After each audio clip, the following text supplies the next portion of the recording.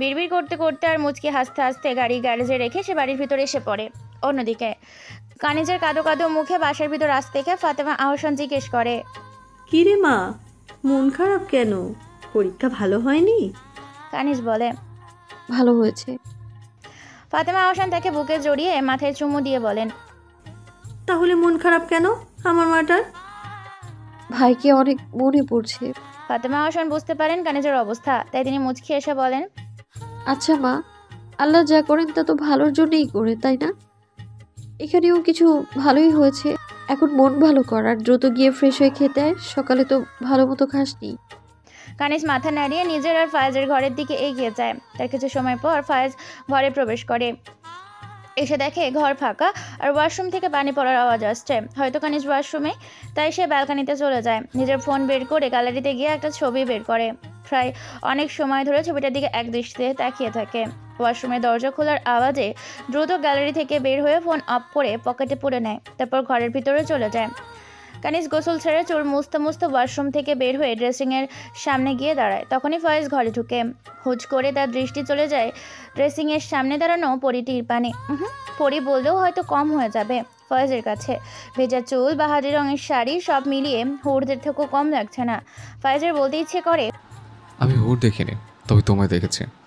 কিন্তু আজ যেহেতু কানিজকে অনেক জ্বালিয়েছে তাই আর কিছু বলে না। মেয়ে এমনি রেগে বোম হয়ে আছে, না জানি সে এখন কিছু বলে কি করে বসে। সে নিজের দৃষ্টি ব্যক্তিগত নারীর ওপর থেকে সরিয়ে নিজের টি শার্ট আর ট্রাউজার নিয়ে ওয়াশরুমে চলে যায়। কানিজ এতক্ষণ ফাইজের কাজ দেখছিল আর মনে মনে ভাবে, এই লোকের মতি গতি ঠিক লাগছে না কেন? সে চুল শুকাতে শুকাতে বালকানিতে জামা কাপড় মেলে দিয়ে আসে। সে এখন প্রায় সময় থ্রি পিস পরে এখানে। তবে আজ যেহেতু ছোটোখাটো অনুষ্ঠানের মতো পরিবেশ, অর্থাৎ তার আব্বু আম্মু আসবে, তাই আজ শাড়ি পরেছে। কাপড় মালা হয়ে গেলে নিচে চলে আসে। ফায়েজ ওয়াশরুম থেকে বের হয়ে কানিজকে দেখতে না পেয়ে টাওয়াল মেলে দিয়ে সেও নিচে আসে। নিচে এসে দেখে কানিজ আর ফাতেমা আহসান দুজন মিলে ডাইনিং টেবিলে খাবার সাজাচ্ছে। সে আসলে সকলে খাওয়া শুরু করে। বিকালবেলা কবির ইব্রাহিম ও কণিকা ইয়াসমিন আহসান ভিলায় আসেন। কানিজ অনেকদিন পর বাবা মাকে দেখে অনেক খুশি হয়। যদিও ফোন আলাপ হয় রোজ, তবুও সামনে থেকে দেখার অনুভূতি আলাদা। কানিজ অনেক সময় ধরে তার মাকে জড়িয়ে ধরে দাঁড়িয়ে থাকে। তারপর আস্তে ধীরে স্বাভাবিক হলে ফাতেমা আহসান তাদের নিয়ে গল্প করতে শুরু করেন। ওদিকে ফাহাদ আহসান কবির ইব্রাহিম ও ফায়েজকে নিয়ে লাইব্রেরি কক্ষে চলে যান। তারা সবাই সাহিত্যপ্রেমী। কিছু সময় পর ফায়েজ এসে রান্নাঘরের দিকে যায়। কানিজ তা খেয়াল করে। ফাতেমা আহসানকে বলে নিজেও রান্নাঘরের দিকে এগিয়ে যায়। রান্নাঘরে গিয়ে কানিজ দেখা ফায়েজ একটা সসপ্যান চুলায় বসিয়েছে আর একটা এগিয়ে গেলে দেখতে পায় চায়ের পানি দেওয়া হয়েছে। সে ফায়েজকে বলে, চা আর নুডলস বানাবো, খালি মুখে আড্ডা জমে না। কথাটি মূলে মুচকি একটা হাসি দিয়ে আবার নিজের কাজে মনোযোগ দেয়। কানিজ আবার প্রশ্ন করে, আপনি রান্না করতে পারেন?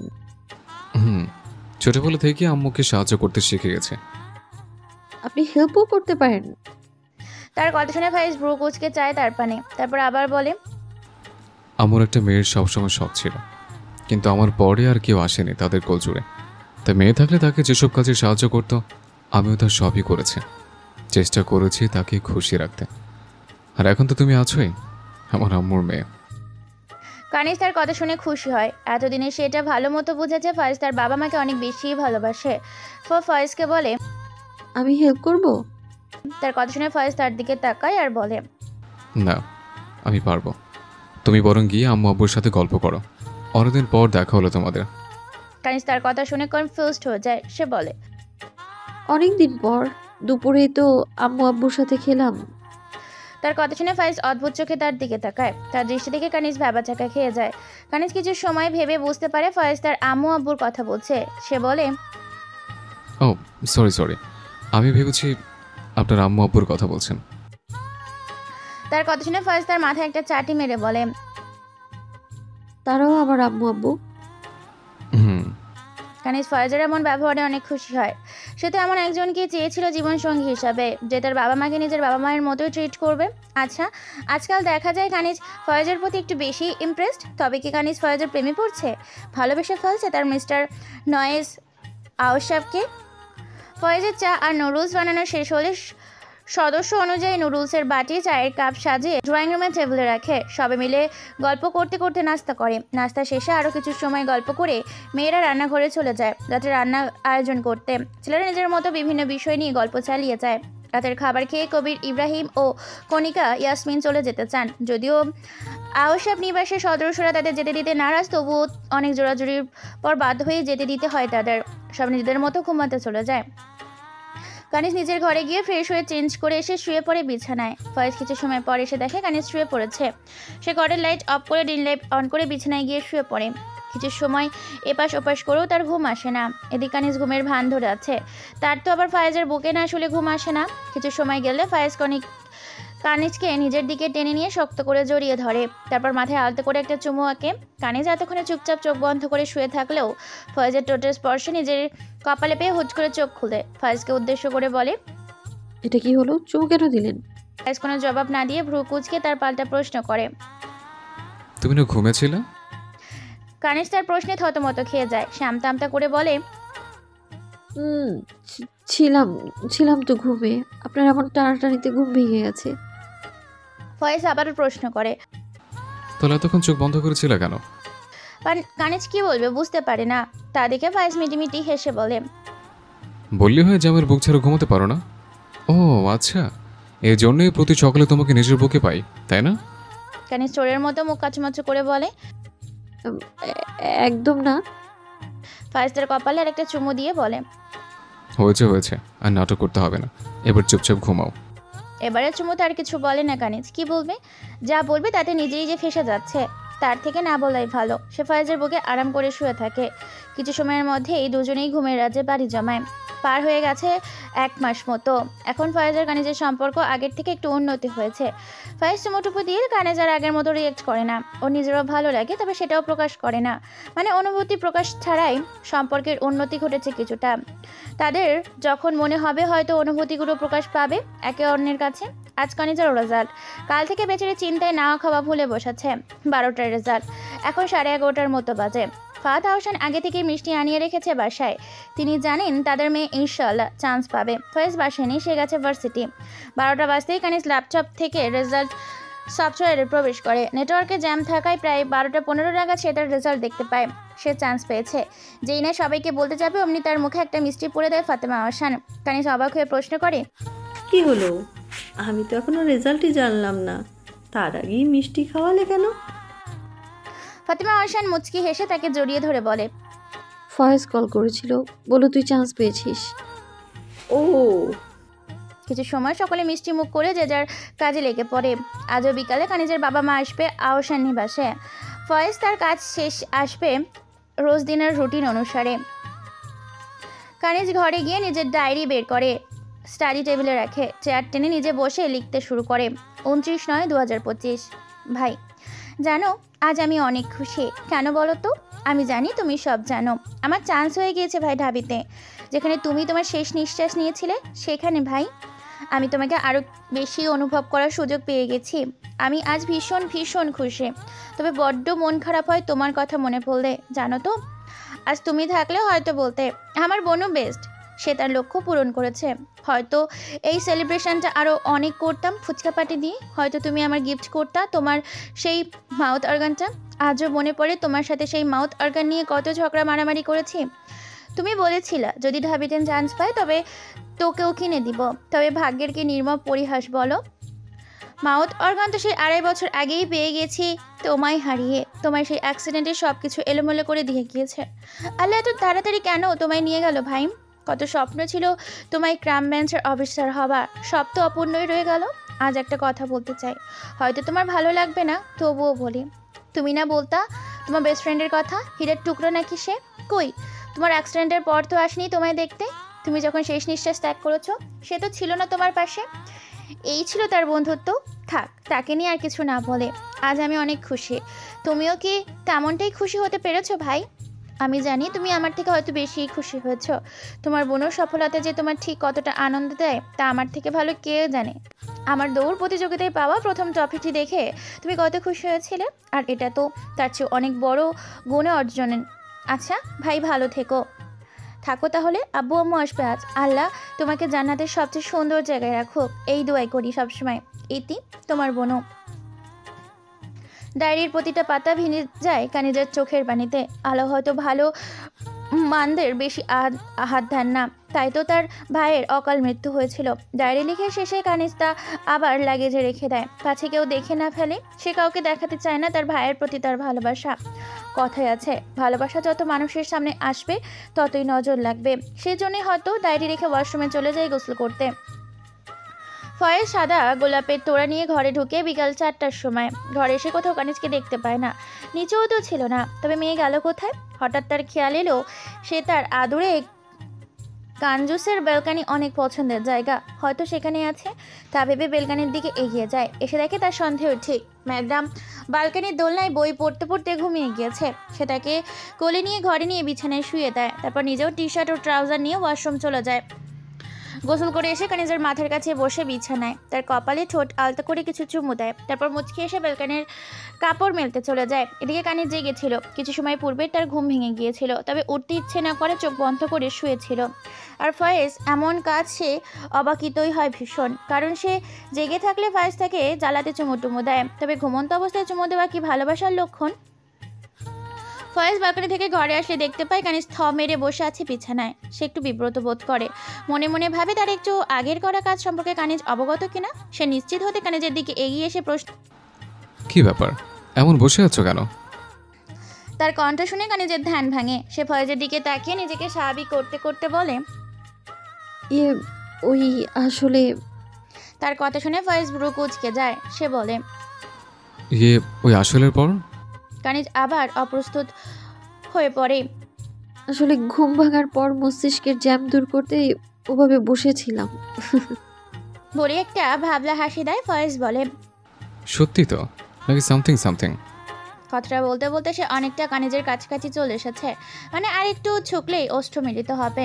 তার এত কাছে আসে কানিজ আবার থ মেরে যায়। কি হলো বলো? কানিজের মুখে রানী। ফয়েজ মুচকি এসে তার থেকে দূরে এসে দাঁড়ায়। কানিজ নিজেকে কিছু সময় নিয়ে স্বাভাবিক করে নেয়। তারপর এক দৌড়ে ওয়াশরুমে ছুটে যায়। ফয়েজের সামনে থাকলে তার কেমন যেন লজ্জা লজ্জা লাগছে। অন্যদিকে তার এমন ছুটে যাওয়া দেখে প্রথমে ফয়েজ হতবাক হয়ে যায়, পরে সব বিবেচনা করে হাসতে থাকে এবং অপেক্ষা করতে থাকে তার কাঞ্জুস বইয়ের ওয়াশরুম থেকে বের হবার। বেশ অনেকটা সময় পর কানিজ ওয়াশরুমের দরজা অল্প খুলে রুমে চোখ বুলায়। বিছানার উপর ফয়েজকে বসে থাকতে দেখে যেই না দরজা আবার লাগিয়ে দিবে অমনি ভারী কণ্ঠে ভেসে আসে, জলদি বের হও, এখন আবার যদি দরজা লাগে তবে দরজা ভেঙে ফেলবো। কানিজ এমন হুমকি শুনে সুসুর করে বের হয়ে আসে ওয়াশরুম থেকে। ফয়েজের সামনে গিয়ে দাঁড়ালে ফয়েজ তার পাশে বসতে বলে নিজে উঠে যায়। কানিজ যতক্ষণে বসে ততক্ষণে তার আনা সাদা গোলাপের তোড়াটি নিয়ে আসে। এনে কানিজের পাশে বসে তারাতি তার হাতে দেয় আর বলে, কংগ্রেচুলেশনস, তুমি তোমার লক্ষ্য পূরণ করেছ। আমি জানতাম তুমি পারবে। আসলে তোমার চেষ্টার পরিশ্রমই বলে দিয়েছিল যে তোমার দ্বারাই সম্ভব। এখন আশা করব ভবিষ্যতেও যেন ভালো ফলাফল নিয়ে আসতে পারো। কথা শেষ করে কানিজের কপালে একটা দীর্ঘ চুমু আঁকে। তার স্পর্শে কানিজের চোখ জোড়া বুঝে আসে। ফয়েজ সরে আসলে কানিজ চোখ খুলে ফেলে, পাচ্ছে না ফয়েজের দৃষ্টিগোচর হয়। কানিজ মুচকি হেসে বলে, দোয়া রাখবেন। সব সময়। কথাই বলে ফয়েজে মুচকি একটা হাসি দেয়। কানিজ আবার বলে, খেয়েছেন? হুম, খাবেন না? চলো। বলেই দুজন নিচে খেতে চলে যায়। কানিজ যদিও আগে একবার খেয়েছে, তবু আজ খুশির দিন ফায়েজের সঙ্গে দেওয়ার আর একবার। প্রায় 1.5 মাস পার হয়ে গিয়েছে। আজ কানিজের ভার্সিটির প্রথম দিন। ফয়েজের সাথে কথা হয়েছে তাকে একসাথে যাবে। প্রথম সকল প্রফেসরের সাথে কানিজের পরিচয় করিয়ে তারপর তাকে তার ক্লাসে দিয়ে আসবে ফয়েজ। যদিও কানিজ আপত্তি করেছিল পরিচয় দিতে, তবে ফয়েজের মতে যেমন নিজের পার্সোনাল আর প্রফেশনাল লাইফ এক করবে না, তেমনি নিজের বিবাহিত বইয়ের পরিচয় সবার সামনে দিতে কুণ্ঠাবোধ করবে না। অগত্য কলেজেই কানিজকেও রাজি হতে হয়। দুজনেই এখন ভার্সিটিতেই যেতে তৈরি হচ্ছে। কানিজ নিজের হিজাব বাঁধছে আর ফয়েজ তার ব্যাগে প্রয়োজনীয় কাগজপত্র গুছিয়ে নিচ্ছে। দুজন একদম তৈরি হয়ে নিচে নেমে আসে। কানিজকে দেখে ফাতেমা হোসেন জড়িয়ে ধরে বলেন, ভার্সিটির প্রথম দিন, দোয়া করে সুন্দর কাটুক আর নিজের খেয়াল রাখবি। আচ্ছা আম্মু। ফাহাদ আহসান ফয়েজকে উদ্দেশ্য করে বলেন, নিজের খেয়াল রাখবি। আচ্ছা আব্বু। তাদের থেকে বিদায় নিয়ে দুজন গাড়ি করে ভার্সিটির উদ্দেশ্যে বেরিয়ে পড়ে। কানিজের অনেক নার্ভাস লাগছে। ভার্সিটির প্রথম দিন কেমন হবে না হবে তা কেমন নার্ভাস দেখে ফয়েজ তার দিকে পানির বোতল বাড়িয়ে দেয়।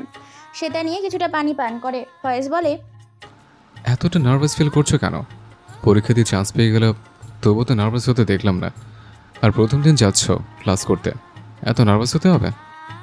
না আসলে হুম, কোনো কথা না, শান্ত হও।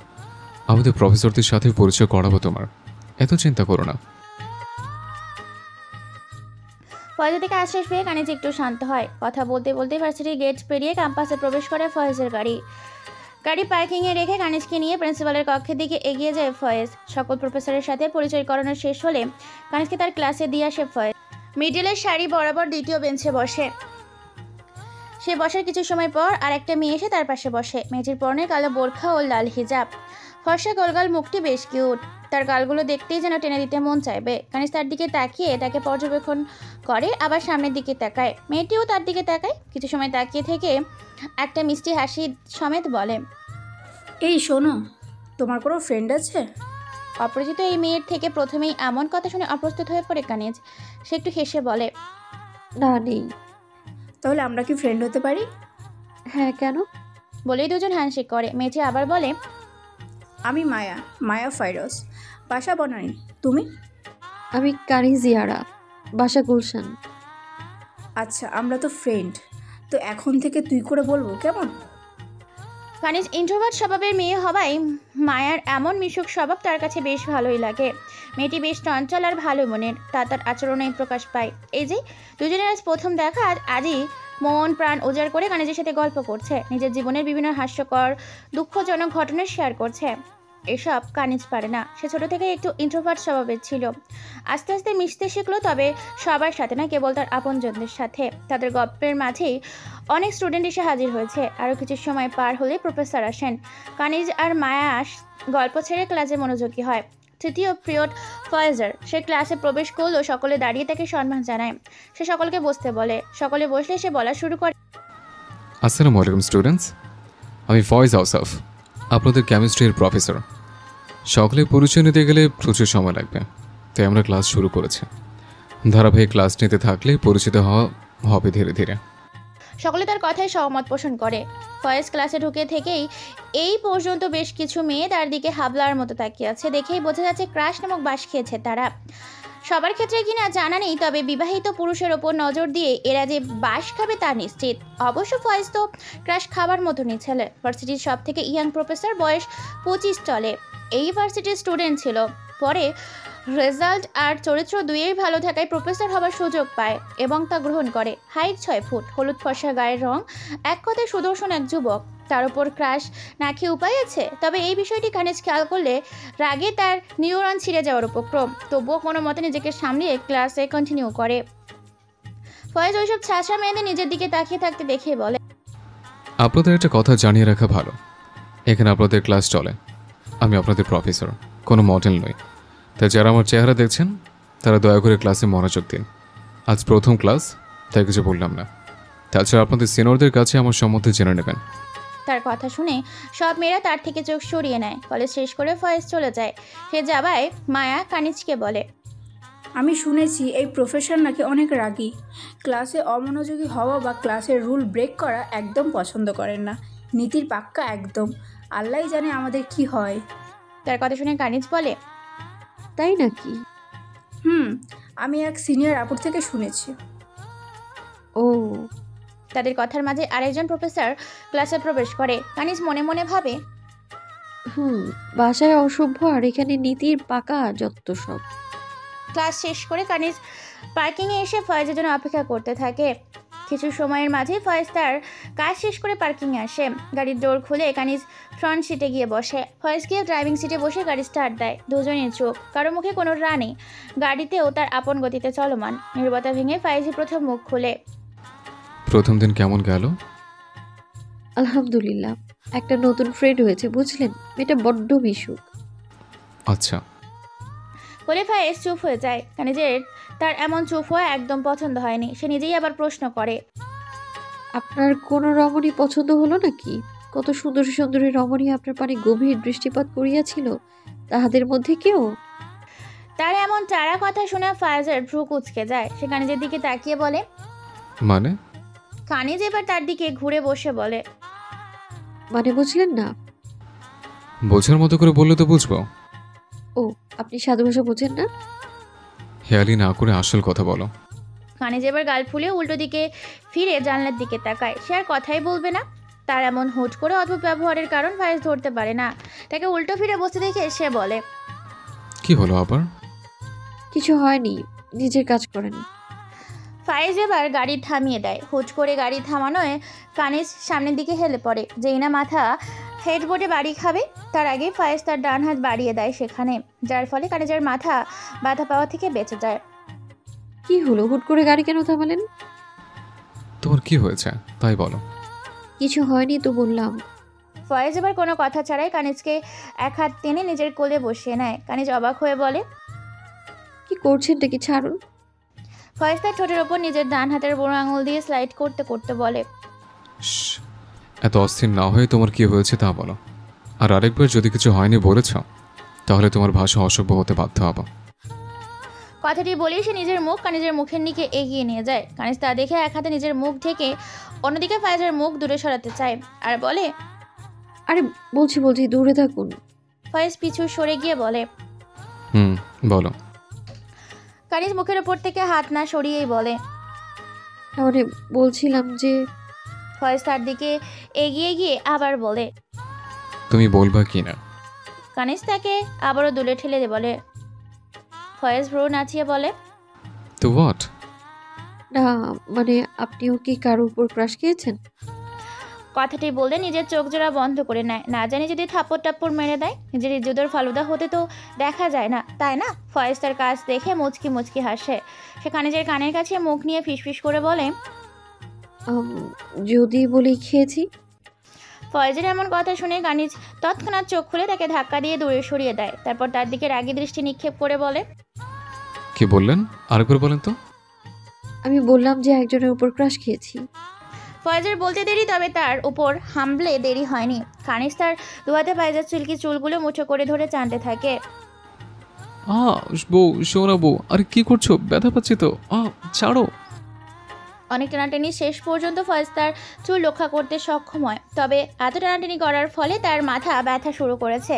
সে তার কোনো প্রতিক্রিয়া না দেখে কানিজকে আগলে ধরে বলে, আরে আগে শুনবো তো নাকি যে কার উপর ক্রাশ খেয়েছে? কানিজের মাথা এখনো গরম। সে ঝাঁঝালো স্বরে উত্তর করে, হ্যাঁ, বিষয়টা তো অনেক ইন্টারেস্টিং। আমার স্বামী অন্য মেয়ের উপর ক্রাশ খেয়েছে, এখন তো আমারও উচিত তাকে নিয়ে খোসালাপ করা, তাই না? আহা, শান্ত হও বাঘিনী।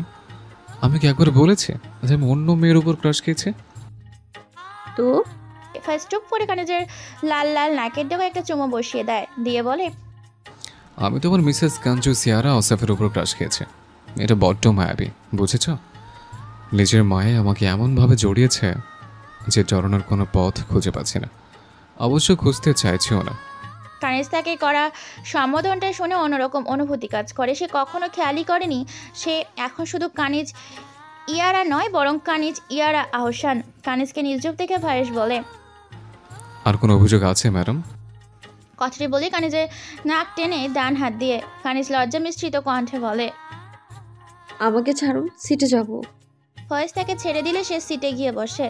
ফয়েজ গাড়ি পুনরায় স্টার্ট দিতে দিতে বলে, আমার কাঞ্জুসকে বাঘিনের সাথে লজ্জাপতি লতা হিসেবে বেশ লাগে কিন্তু। তার কথা শুনে কানিজ চোখ গরম করে তাকাতে চাইলেও লজ্জা ঘিরে ধরেছে তাকে। তাও কোনো রকমে বলে, চুপচাপ গাড়ি চালান।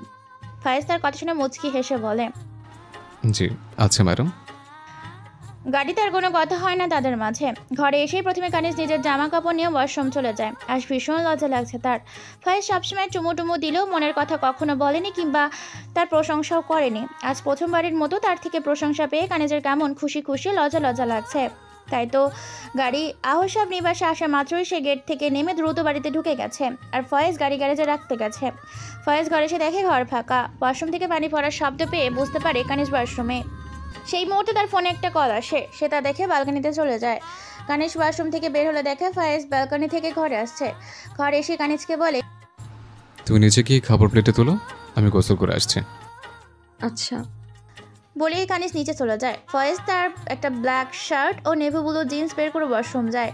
কানিজ খাবার গরম করে তার প্লেটে এনে ডাইনিং টেবিলে রাখতে রাখতে খেয়াল করে ফয়েজ আসছে।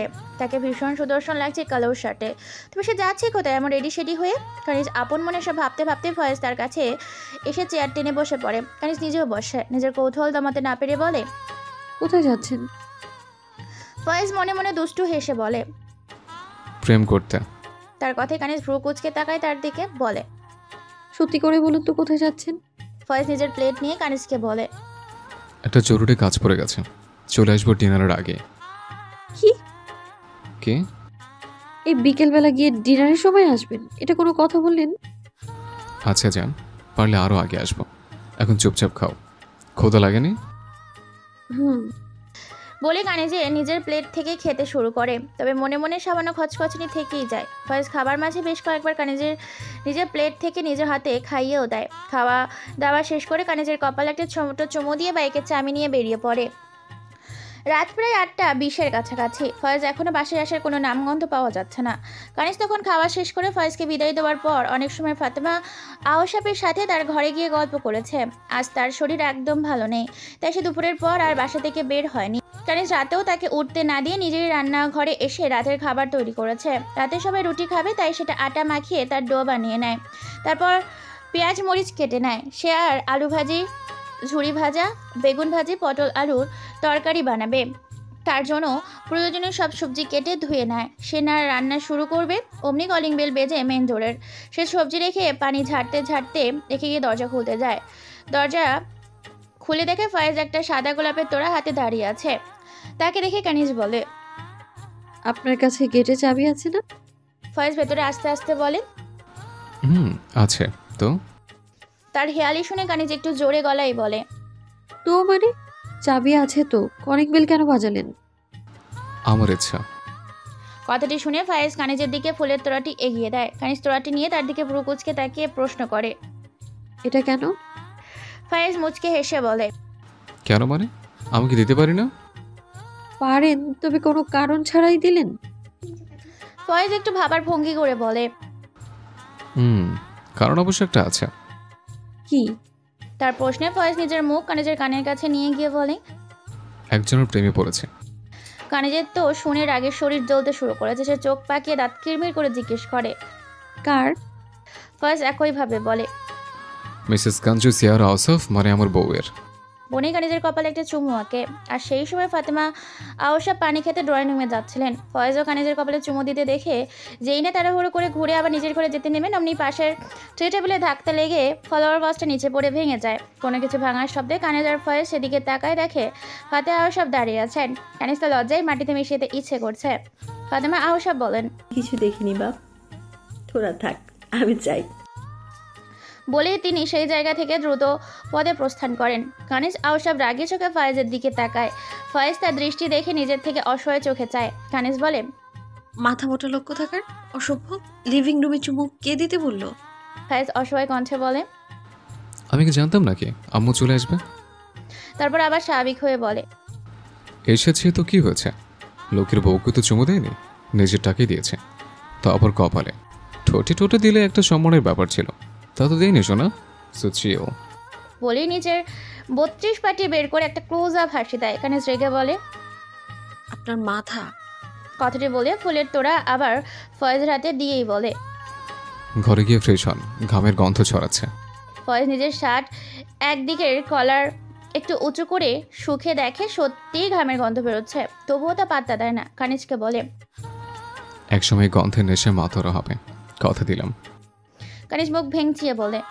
কচু হবে জানতো। ফয়েজ আর কোনো কথা না বলে একটা ফ্লাইং কিস ছুঁড়ে মুচকি হাসতে হাসতে ঘরে চলে যায়। কানিজ নিজেও মিটিমিটি হাসতে হাসতে রান্নাঘরে চলে যায়। ফয়েজ গোসল ছেড়ে তার বাবা মায়ের ঘরে যায়। ফাতেমা আসাম শুয়েছিলেন, কোমরের দিকটা ব্যথা থাকায় শুয়েই আছেন দুপুরের পর থেকে। ফয়েজ ঘরে ঢুকে বলে, ব্যথা কি বেশি?